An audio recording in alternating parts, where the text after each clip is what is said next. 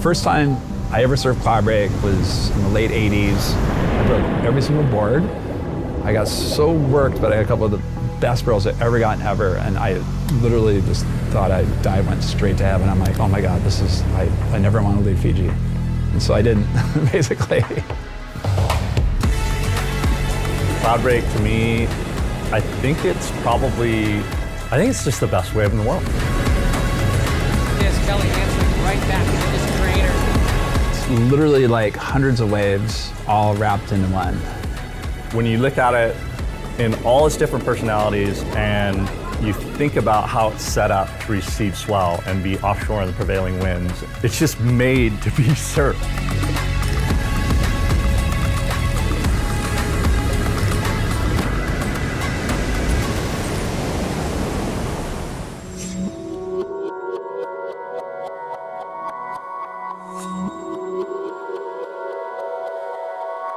My name is Jon Roseman. I'm sitting here on Tavarua Island, Fiji, off the southwestern corner of the Fiji island chain. Looking right now, directly south, is Cloudbreak, or traditionally called the Langi, about a mile off of us. The Cloudbreak's amazingly consistent for tons of reasons. One is it basically sits almost exactly on the southwestern corner of the Fiji island group, so it can get waves from high up storms that form right off of Australia, move over to swells generated all the way off the Antarctic ice cap, which is thousands of miles away. And that could be a year-round phenomenon.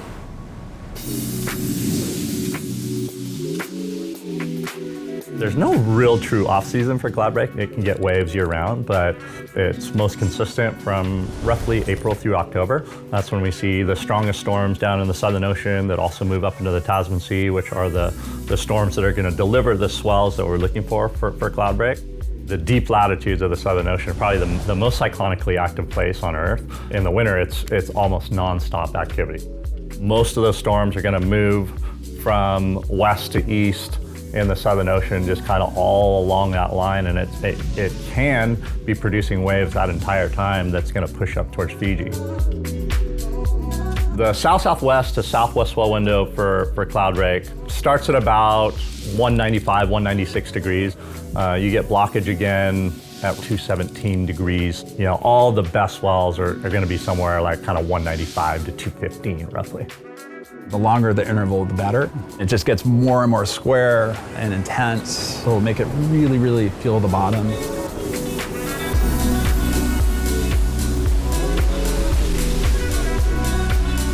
Let's say you're looking for like perfect Cloudbreak that is solid but not crazy, like double overhead Cloudbreak. It's like a really strong storm that would be roughly south of Western Australia, like up into the mouth of the Tasman Seas.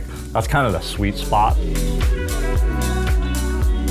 Cloudbreak is best on long period swell, so 16 seconds or greater. So you need the storms to have a little bit of oomph, probably 30 to 35 foot seas at a minimum. And the resulting swell maybe be like a 3-foot swell, but it's long period, 17, 18, 19 seconds. And it doesn't take much swell to produce big surf at Cloudbreak.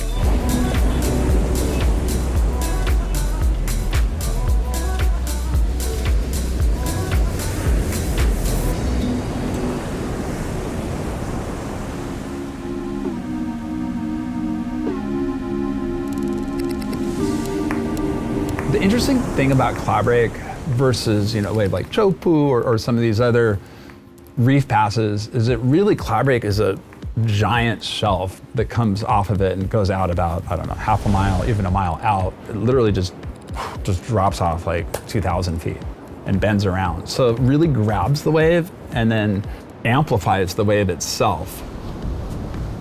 As these ideally long period swells are approaching Fiji, the reef at Cloudbreak is just perfectly positioned and tapered to produce like just a long peeling wave. It's like an underwater point. So instead of like this kind of abrupt, super heavy slab like Chopu, you end up with more of a defined ledge. And as it bends, you could have a wave that looks like a big giant closeout, but it doesn't close out. So it's gonna just continuously wrap and wrap and wrap and come around and sets up a 200-300 meter long wave that On the best day, it's flawless. Anytime you're surfing over a tropical reef, like it is going to be shallow.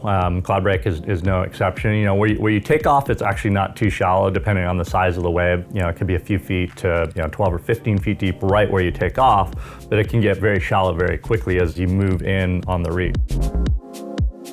The inside section is called shish kebabs. Appropriately named because there's a lot of staghorn coral that'll stick up sporadically, super, super shallow. And it's kind of where the whole wave kind of closes out on the reef in like 6 inches of a foot of water. And shish kebabs can be super fun to ride, you know, when the tide's right and swell conditions and everything. But yeah, you can get into trouble down there. When it starts getting 6 to 8 feet, it hits a section which I call the ledge way back in the day, because literally it comes in, looks like a big closeout, but it just literally hits the bottom perfectly and just squares out. And if it's a big enough swell and a long enough interval, it goes to the next ledge out, which is second reef. And that's technically an even more perfect wave than first ledge. And then beyond that, it's kind of what I call the third ledge, and that's almost like a chopu type wave. I think everyone's kind of seen some photos of that and videos. The thing that comes to mind is the Volcom swell. Yeah, there's been a ton of memorable swells at Cloudbreak over the years, and I think the one that has become the measuring stick was the Volcom swell in 2012. You know, it just happened to fall during the Volcom Fiji Pro window. And this is serious here. First wave ridden, and it's a gigantic freight trainer. The wind was a little funky, like light north wind crumble, which fits 6 foot, okay? Not too big a deal. When it's like growing by the set and it's 12, 15, whatever foot, that just gets gnarlier and gnarlier. Navigate into the barrel, and he's out. Smart man. So they called the event, like, okay, that's it.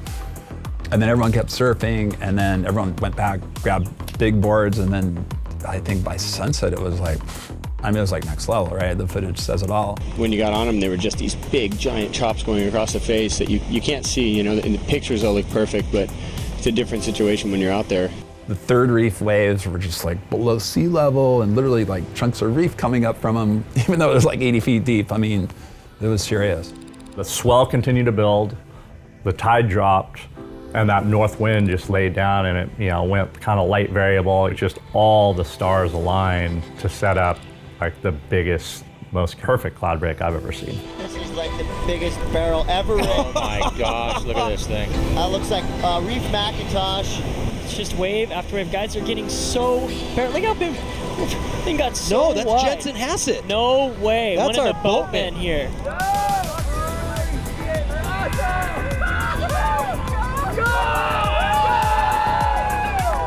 You know, we don't have a buoy right off the Tavarua, so you can't measure the exact size, but I think we estimated it to be like 13 to 14 feet, about 19 seconds. Big, long period, great direction, southwest, 205, 210 degree swell. I mean, to this day, that wave that caught Healy inside is still, I think, the single most impressive wave I've ever seen. Just to see the size and the perfection together it was eye-opening to me. I think it was eye-opening probably to the surf world. You know, if it's not the best day of big wave surfing ever, it's certainly in the conversation.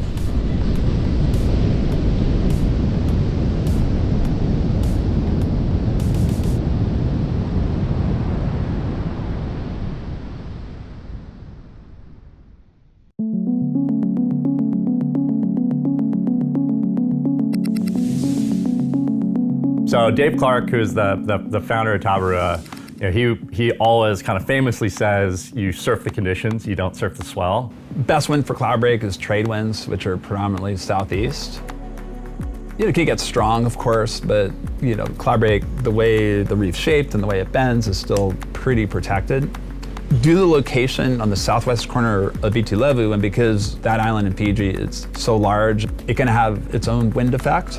You know, it can be super howling trades, and all of a sudden it'll go glassy, and you know, the trades are still there. They're wrapping around the very top of the big island. And then Cloudbreak will kind of be in this, you know, little shaded window. In my opinion, that's the best time to be in Tavarua because winds just go light. All the different breaks start to work. that helps spread out the crowds, and the weather tends to be beautiful too. You just definitely don't want to deal with the north wind unless it's really, really light and powder puffed, but yeah, you're gonna be hit chatters. It just focuses the power back into the reef, and for whatever reason, I always get my ass kicked the most on a north wind.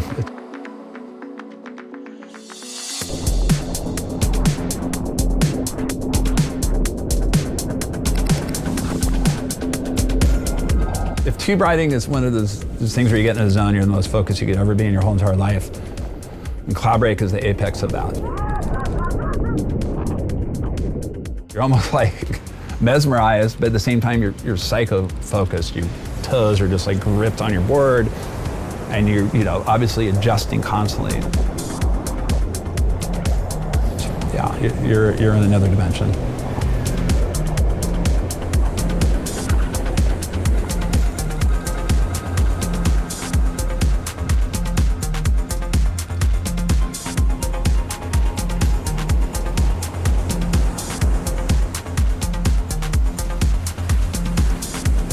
Kind of each wave, like the different swells, has a bit of a personality, and the best surfers out there are the ones that have all the experience and recognize what's happening. Usually those guys are like paddling up to trying to paddle in a wave, when I'm like paddling over here to try and get out of the way.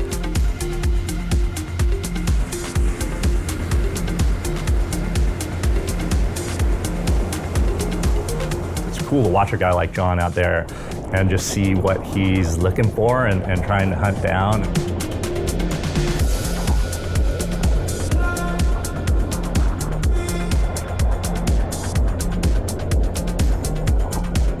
You can be like riding in the barrel, and all of a sudden the barrel goes from like this beautiful blue color and everything's just like nothing can go wrong, to like, okay, it's getting like, it's changing color. It's like lighter, it's a little more greeny now.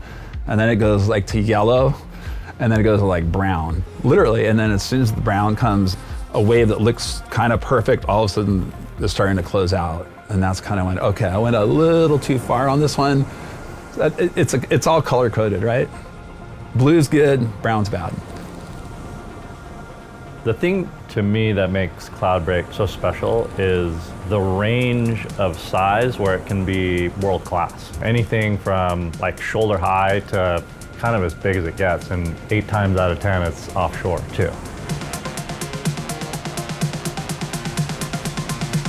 There is no mastery of Cloudbreak, no way. It just changes too much, and it's so challenging that you're never really 100% comfortable. Of all the ways in the world, it's definitely one of the ones that you absolutely have to respect. Because the one thing about Cloudbreak, I mean, it is really, really powerful, and you have to feel that power to get used to it.